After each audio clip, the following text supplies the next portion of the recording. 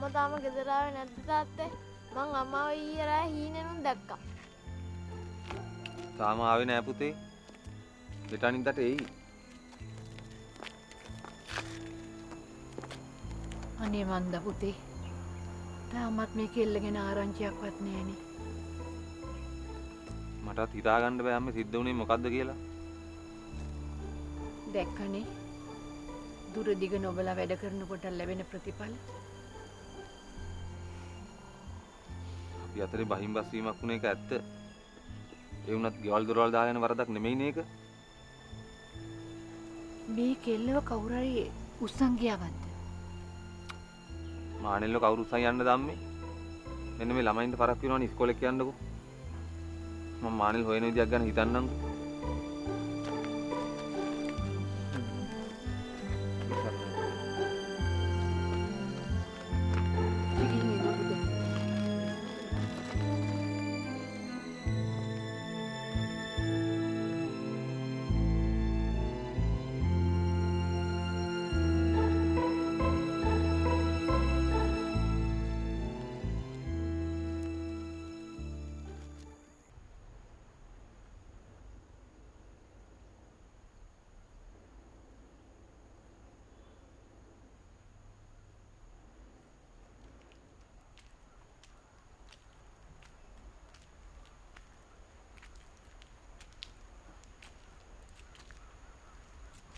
ළමයෝ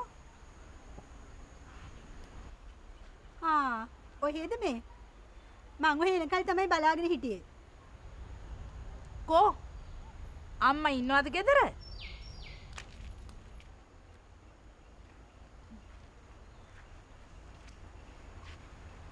මං හිතන්නේ මනමාල මහත්තයා ගැන විස්තර දැනගන්න වෙන්නේ නැති. ඔය ළමයට කිව්වහම මොකද? හරිම සීදෙවි ඉලන්දාරියා. අරක්කු ටිකක් සිගරට් එකක් කටේ තියන්නේ නැහැ. නවත්ත ගන්න ඔය ගුණවරුනේ. මට ඕන මනමාලෙක් නෑ. ඔය මගුල වෙන්නෙත් නෑ. ඒ හින්දා ඔහේ ආයේ මෙහෙ නාවට කමක් නෑ. මොනවද මේ ළමයා කියවන්නේ මේ? අනේ මොකුත් නොදන්න තොත්ත බබා. මගේ ප්‍රසන්නගේ සම්බන්ධ ගැන ගෙදරට කේලම් කිව්වෙත් ඔහේ තමයි. මේ ළමයා මම කියපු ඇති කේලමක් නැහැ. කිව්ව නොකිව්ව එක ඔහෙගේ හිත දන්නවනේ.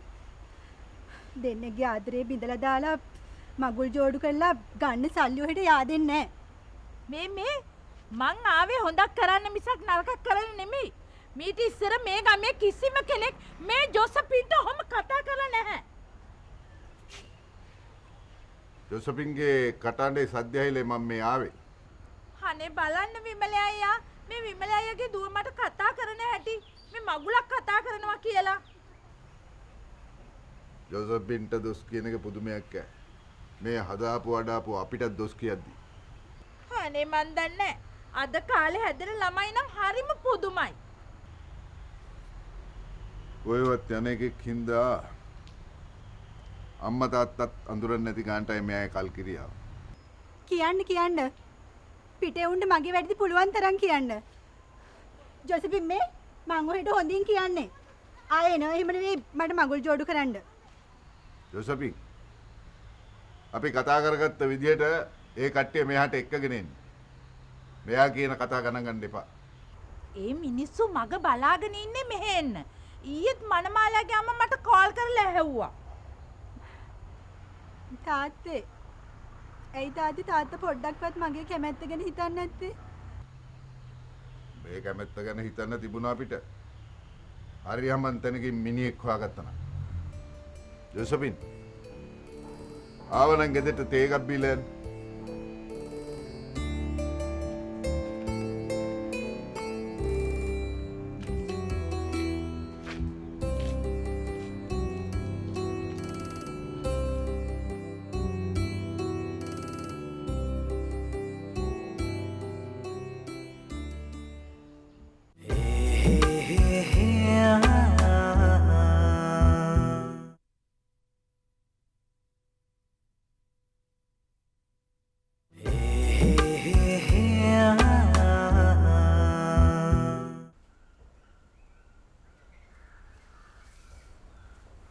අදත් වැඩ කරලා ඉවරයි. පේන්නේ නැද්ද වතුර? ඒකනි බං ජයනාත්. ඊයේ රෑ මහා පුදුම වැස්සක් නේ වැස්සේ. මට නම් ඊයේ නිින්ද ගියෙත් නෑ බං. දැන් මට මානෙල් ගැන පුදුම බයක් හිතට තියෙන්නේ. පොලිසිය මහත්තුරුන්ටවත් මොකුත් තොරතුරක් ලැබිලා නැද්ද මචං? ඔහෙ නෑ බං. මං ඊයේත් ගියා මානෙල්ගේ යාළුවෝ දෙන්නෙක්ම හම්බෙන්න. ඒ පැත්තේවත් ඇවිල්ලාද කියලා බලන්න. මානෙල් එහෙ ගිහිල්ලත් නෑ බං. මේ නරකද නිකන් අංජනමක්වත් බැලුවොත්. මට නම් ඔන්නවා විශ්වාස නෑ බං. මගේ දරු පැටව දෙන්නයි මානෙලු නැතුව මුළු ගේම පාළු වෙලා ගිහිල්ලා බං.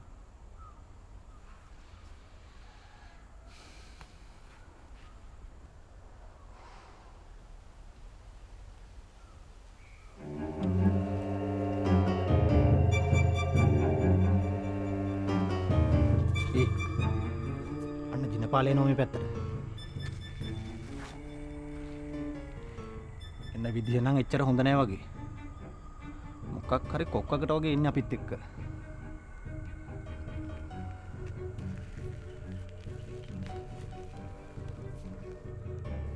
අද ගංගේ වතුර වැඩි වගේ නේ දිනපාලයි. ගංගේ වතුර වැඩි? ගංගේ වතුර වැඩි නෙවෙයි මිනිහෝ. මේ යාළුවාට කියලා දීපන් මෙතන ඉන්න ඕනෑ විදිය ගැන.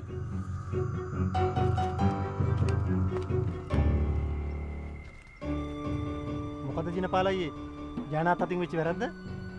වරද? එක වරදක් නෙවෙයි. වැරදි දෙක තුනක්ම එලා තියෙනවා මේ වෙලිතොටපලේ.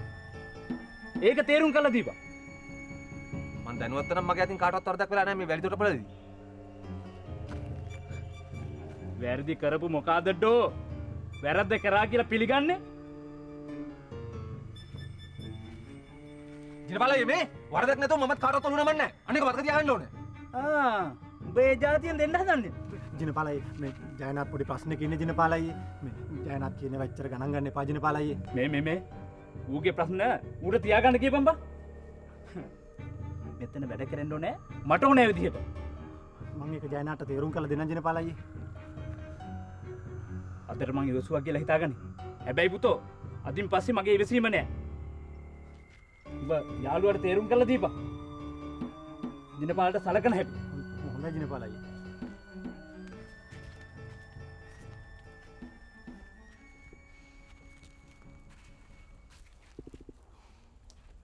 මිනිහා කියන විදිහට වැඩ කරන්න අපි මෙතන වහල්ලුද බං?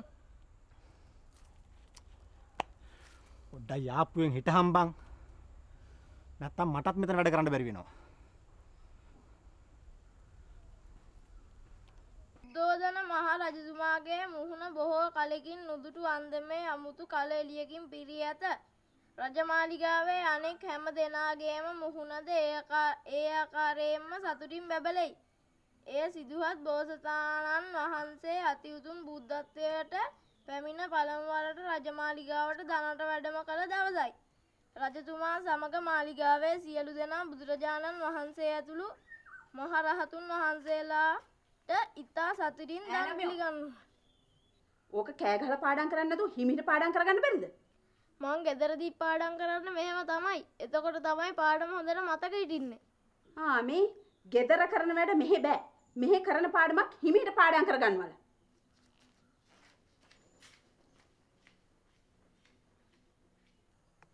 මට එමීට පාඩම් කරාට පාඩම් හිටින්නේ නෑ අයියේ. එහෙම කියලා හරියන්නේ නැහැ නේ මල්ලි. දැන් ඉතින් හිමීට පාඩම් කරන්න බලන්න. එහෙම බෑ. මං හයියෙන් පාඩම් කරනවා.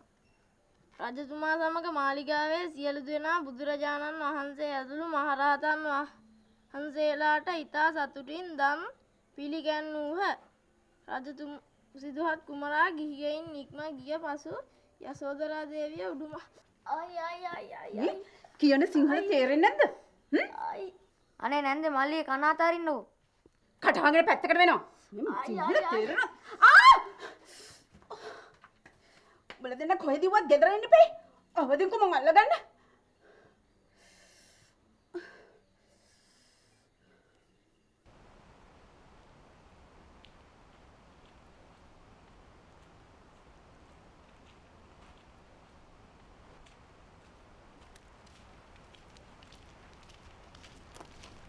පොඩ්ඩක් ඉන්න.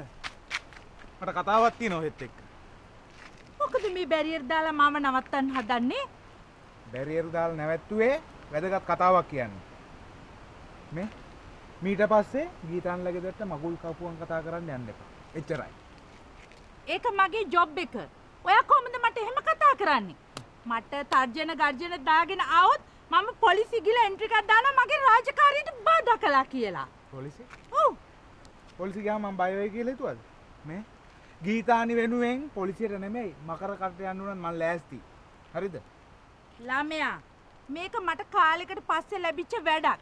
ඒ වැඩේ නැති කරගන්න කියලා දෝ ළමයා මට කියන්නේ. දැන් ඔහේ කියන්නේ ඔහේගේ ජොබ් එක හින්දා මට මගේ ගීතානි නැති කරගන්න කියලාද? හා? ඔය ඕන එකක් කරගන්න එකයි තියෙන්නේ. මං යනවා යන්න. මම පොලිසිය ගිහලා එන්ට්‍රි එකක් දානවා. මේ පොඩ්ඩක් ඉන්න. මේ ටික තහගෙන යන්න. ඔය මංගල්ලේ කවදාවත් කෙරෙන්න මං ඉඩ තියන්නේ නැහැ. එච්චරයි. දැන් යන්න. ඔය ඕන එකක් කරගන්න එකයි ඇත්තේ. මට මොනවද කියන්නේ? පිස්සු විකාර.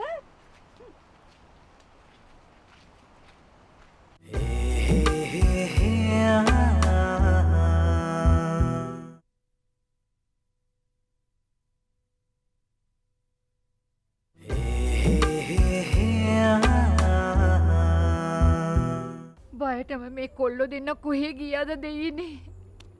ජයනාත් පුතා ඇවිල්ලා ඇහුවොත් මම මොනවද කියන්නේ? අයියෝ. කියන එකයි ඇත්ත කරපු හපංකම. උන්ට උන්ගේ පාඩුවේ ඉන්න දුන්නා නම් මේ කිසි දෙයක් වෙන්නේ නෑනේ.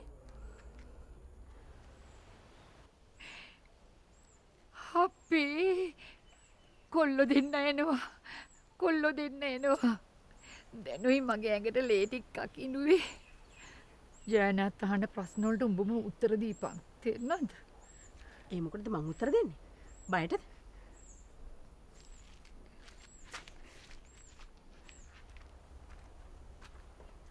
මම මේ දින හොයන්න යන්නයි ලෑස්තුනේ පුතේ. මට ළමයි දෙන්න තේරම විස්තරය කිව්වා අම්මේ. මං තවත් නම් මෙහෙ දරුවෝ දෙන්න තියන්නේ නැහැ. කලබල වෙන්න එපා පුතේ. දරුවෝ දෙන්න තියලා පාඩුවේ යන්නකෝ. නෑ. මං දරුවෝ දෙන්නව අරන් යනවා. ගෙනිහිල්ල මට පුළුවන් විදිහට මං කන්න බොන්න දෙනවා. කේන්තියෙන් එහෙම කිව්වට ඒක කරන්න බැරි වැඩක් නේ පුතේ. අම්මා ගැන කරදර නොවී ඉන්නකෝ. දැන් මේ දරුවෝ දෙන්න කොහොමදත් කැමති නැහැ මෙහෙ නවතින්නේ. ලොකු මල්ලිත් එක ගිහලා ඇඳුම් ටික ලෑස්ති කරගන්නකෝ. අපි යන්.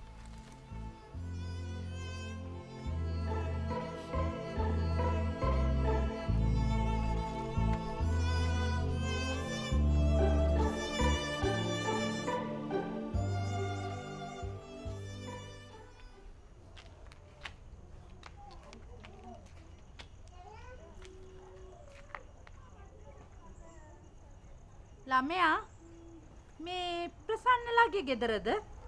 ඔව් මෙහෙ තමයි. ඇයි නැන්ද? මං හිතුවා හරි. කො අම්මා ඉන්නවද? අම්මේ අම්මේ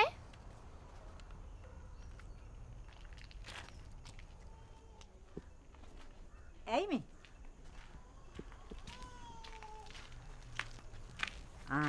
මේ අර මගුල් කපුකන් කතා කරන ජොසපින් නේද? අපේ පුතාට හරියමන් රස්තාවකුත් නැති එකේ දැන් මොව ඕන ඉන්නේ නැහැ. එහෙම වුණොත් මං එන්නම්කෝ හම්බ වෙන්න. මේ මං ආවේ ඔහෙගේ පුතාට මගුලක් කතා කරන්න නෙමෙයි. දැනටමත් ඔහෙගේ පුතා මගුලක පැටලෙලා ඉන්නේ. මොනවද මේ ඔහෙ කියන්නේ? ඔහෙගේ පුතා අර විමලදාස මහත්තයාගේ දුවත් එක්ක පටලවිල්ලක් හදාගෙන ඉන්නේ.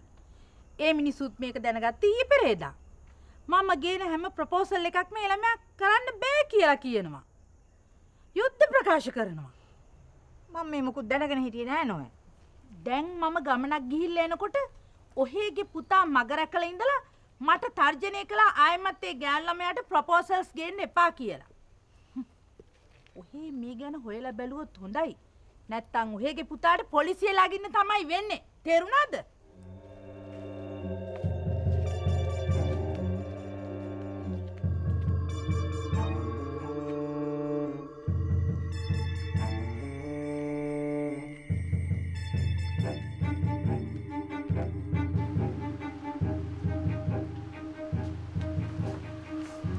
කඳුළු වලට බෑ මාව රවට්ටන්න. අර ජොසපිට කියලා තියෙනවා මේ මගුල නතර කරන්න කියලා. එහෙමනම් මේක ඌටම ගිය රට. ලොකු විනාශයක් වෙන්න කලින් උඹ මේ සම්බන්ධය නතර කරන්න ඕනේ. නැත්තම් මං ඕක ගෙට ගිනි තියලා දානවා. තාත්තා හදන්නේ මාව බය කරලා මට තර්ජනය කළ මේ සම්බන්ධය නවත්තන්න නම් ඒක කීයටවත් එන්නේ නැහැ. තාත්තට වැරදිලා. ඒ කියන්නේ මේ සම්බන්ධය නතර කරන්නේ නැහැ කියලාද? නෑ කිව්වත් නෑ. පුංචිනවා අතාරින්න මහත්තයා. දැන් ලොකු නෝනටත් එහෙ. සොෆි මගුල් නටනවා මට බලා ඉන්න පුළුවන්ද බල? මේක නතර කරපියා. පඩගන්න. පොට වැඩක් නෑ මේවා. පඩන්න. ඔබ එනතුරු මම තනියෙන් සිටියා. ඔබ වෙන අඩේ දෙන්නේ කිනවා. වෙන කිසිවෙකු සමගින් ආවසේ මේ ජයරාජය මෙච්චර රෑ වෙනකම් මොන ලෝකෙක ගියාද මන්ද? ෂේ. හරි අස්තියාදුනේ. අඩේ මං සල්ලි ඉල්ලන්න ආවා කියලා හිතාගෙන බය වෙලා සද්ද බද්ද නැතුව ඉද්ද ගැව්වා වගේ පිටියකට හිට වෙලා ඉන්නවත් දන්නේ නැහැ දොරත් වහගෙන. දෙන්නම් බැටි. ජයනාථයෝ අනේ රත්තරන් පුතේ මං අද සල්ලි ඉල්ලලා උඹට කරදර කරන්න නෙවෙයි ආවි උඹට සල්ලි ටිකක් දීලා ඇත්තාවේ. මට සුයිපයක් ඇදුනා බෑ අරන් දොර. කොල්ල අරන්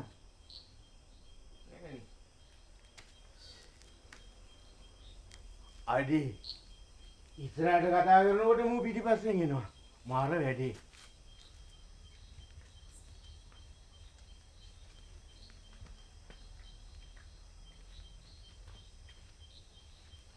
පව් වැඩේ.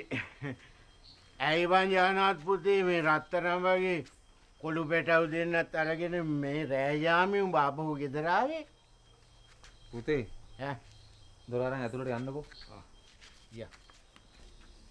මාටි මාමේ ඈ මාටි මාම මොකද මෙහි ආවෙලාවේ කරන්නේ? ඇයි බං එහෙම කතා කරන්නේ? මේ ගෙදරට එන්න මට වෙලාවක් අවේලාවක් තියෙනවද? කියාම බලන්න. ඇයි උඹ එහෙම කතා කරන්නේ මේ මාමට? ඒක නෙමෙයි. මොකද බං මේ කොල්ලෝ දෙන්නත් ආපහු අරගෙන ආවේ? දරු පැටව දෙන්නට එහෙ ඉන්න බෑ කියනවා මාටි මාමේ. ඒකයි මම එක්කගෙන ආවේ. එහෙනම් කමන්නේ මං හිතේ ධර්මසිරි අඹට පාට් එකක් දැම්මද කියලා. නේ මට පොඩි ආරංචියක් ආවා මානෙලා ඉන්න තැන ගැන. මම මේ ආවේ බස් එකට උඹෙන් කීයක් හරි ඉල්ලගෙන ගිහිල්ලා මානෙලා හොයාගෙන එන්න බං. මාටි මාම ඔය කියන්නේ ඇත්තමද?